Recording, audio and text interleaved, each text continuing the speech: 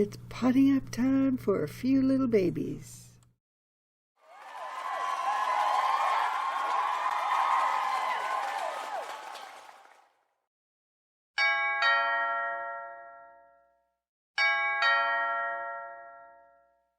Oh, wonderful. I have a visitor. Let's go see who it is. I do like a little laughter in the mornings. I've got my little buddy here watching after my tomatoes.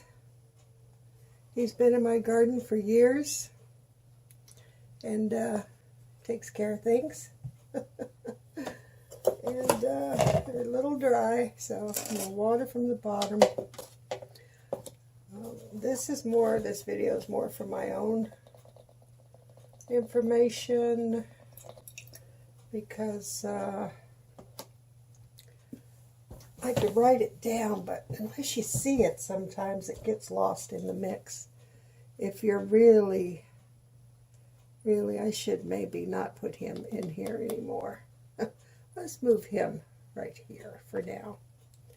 Yeah. So the information I'm gathering is, as I said in the previous video about my onions and planting in mass so they could support each other.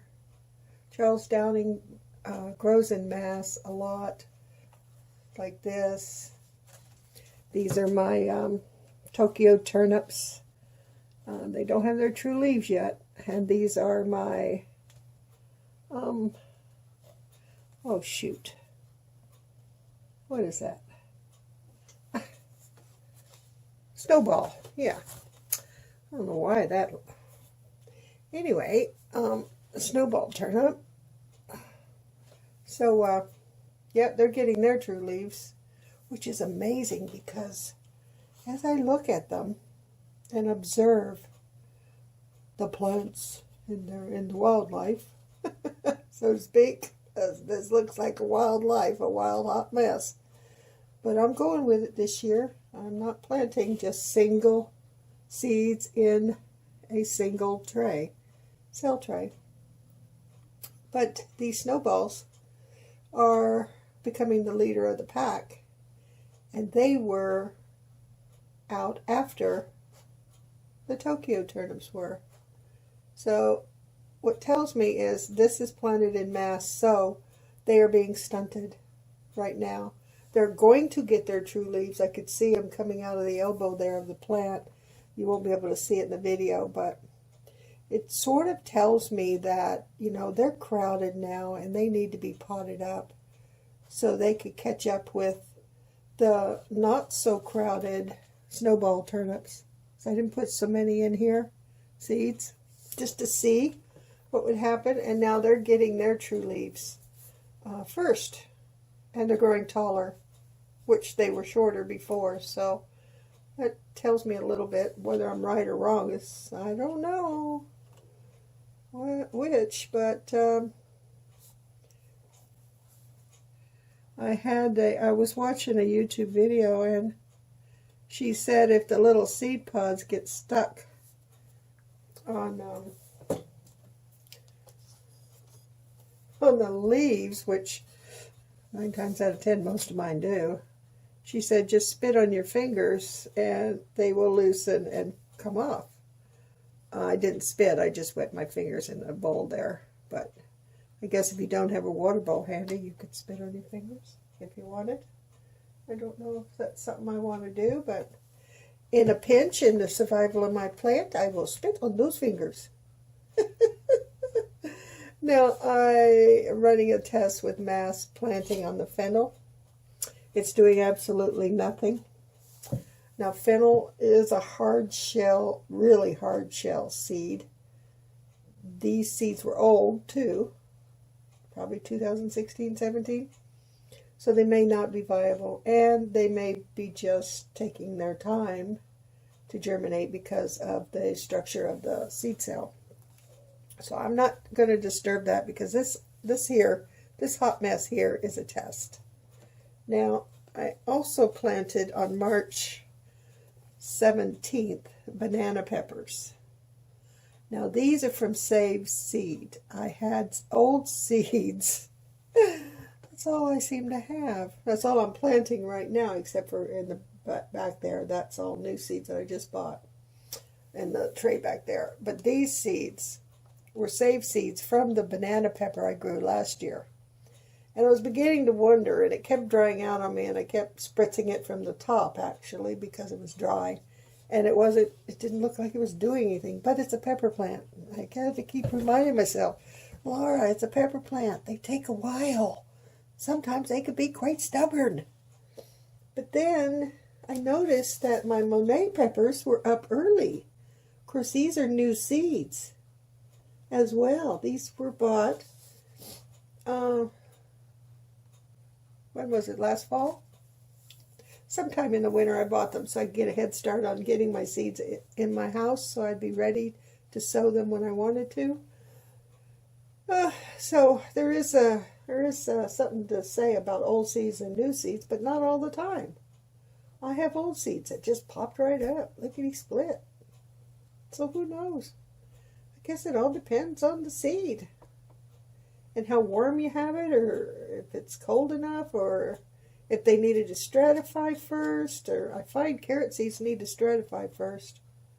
I don't know why, but I do. I think because I watched a video and I saw a gentleman, he just sprinkled seeds on the top of where his garden bed is, underneath the snow. And he sprinkled seeds on top of his snow. He just sort of sprinkled some snow on top so the birds wouldn't eat them all. And then he, in the spring, the darn things germinated. The snow melted and the seeds planted themselves. And boy, that's no hands gardening. He just sprinkled it on the snow. I have yet to do that, but I have put my carrot seeds in the freezer and then planted them afterwards, and they seem to germinate faster. Now I don't know if that's true or not, or I had fresh seeds, or what. I didn't complete the test on that one, but I just thought FYI I would throw that in there in this conversation. And that's what this is. This isn't about my seedlings or what I'm growing. This is about the conversation of your plants and your observance of your plants, and how closely do you observe it? Okay, I have way too much time on my hands because I'm sitting here observing my plants on a pretty much daily basis because I must check. I have a fan on there, and these are small cells, so they could dry out really quickly, and I don't want that to happen because then I'll stress the plant. The plant won't grow. Now, the ground cherries in this row are taking a long time to come up, but they're coming up. They were planted the same time, probably March 16th. Yeah, because that's when I've got this back row dated as the 16th of March. My Camelot onions came up right away, but this one here, the second one, if you notice, is laying down. It's getting top heavy. Oddly enough, this one still has a seed pod, and it's straight up. So that tells me that's a pretty healthy one. This one has a seed pod still, and that one has it, and that one has it. Obviously, I haven't spit on my fingers on these. Well, sometimes I just want to leave things alone and let them fend for themselves. And there, I wet my finger, get the seed pod off if I can without harming the plant. Get it a little wet. And let's see, get this one a little wet. There we go. That one came off right away. And, I mean, I don't know if they need help. They probably don't. Nature knows what to do. The plant knows what to do. It's hanging on to its little seed there. Whoop.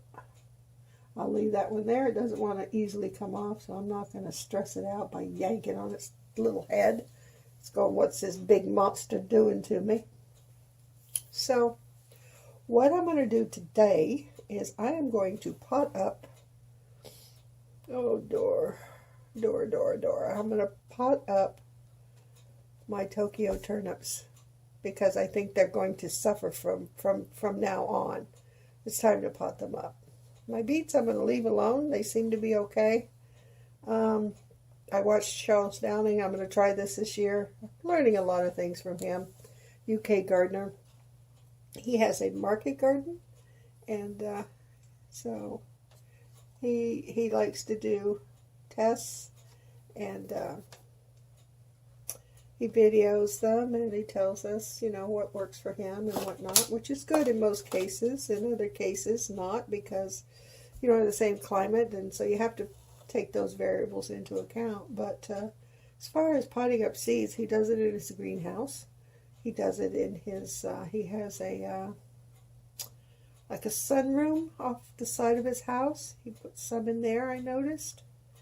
But he does the mass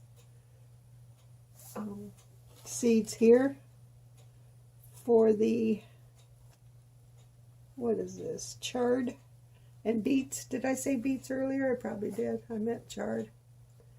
But he does his mass beets too. I didn't plant any beets yet. I need to get those started. But I only bought so much potting soil, so now it's a game of what I could pot up and reuse the soil, the potting soil that these went in, and pot some up, the strongest ones, because I can only have so many. Like I said, in my garden, because of the real estate, is not very big.